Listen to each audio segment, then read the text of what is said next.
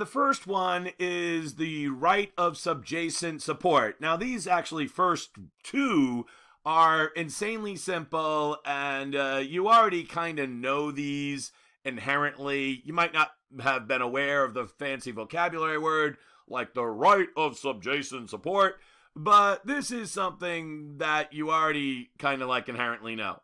If this is the surface and of the land, and here's a property line, here's another property line, and we make it parcel A, B, and C.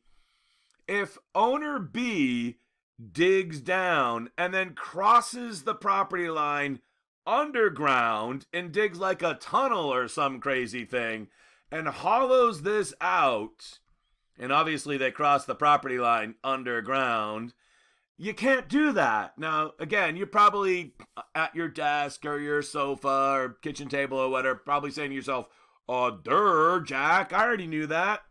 And right, you already knew that. You cannot cross the property line underground, especially when it comes to the right of subjacent support, which means the support from below, especially if you create some type of destabilizing situation like a sinkhole or some crazy thing like that. You cannot destabilize your neighbor's land from below. This is a no-no, to say the least. So that was a pretty easy one. Let's take a look at another one, which is also fairly straightforward. This is the right of lateral support, which comes from the side. And basically the same diagram as before. This is the surface. Property line, parcel A, B, and C. So basically the same diagram. What this is all about is you cannot destabilize your neighbor's land from the side. Let me give you an example.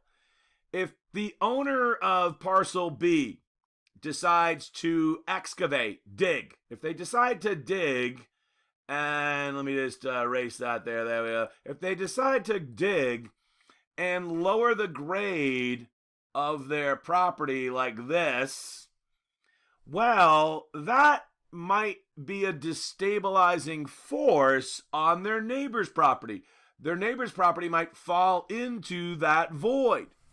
And of course, that would violate the lateral support rights of parcel A and parcel C. That can't happen. That's a big no-no. You can't do that. You cannot violate the lateral support rights of your neighbor. So how do you fix that? How do you prevent that, I should say? How do you prevent it? This will be something that person B has to spend the money on, and you probably already kind of figured this out.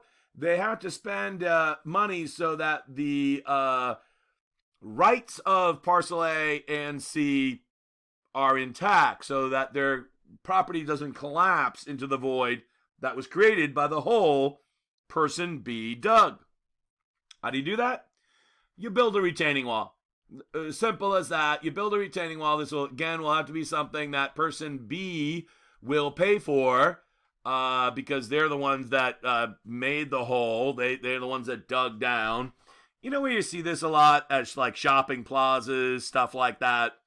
Very common. Also by roads, you see it. A lot of different applications. Maybe not in your basic residential neighborhood, but certainly shopping plazas are a lot. You cannot destabilize your neighbor's land from the side.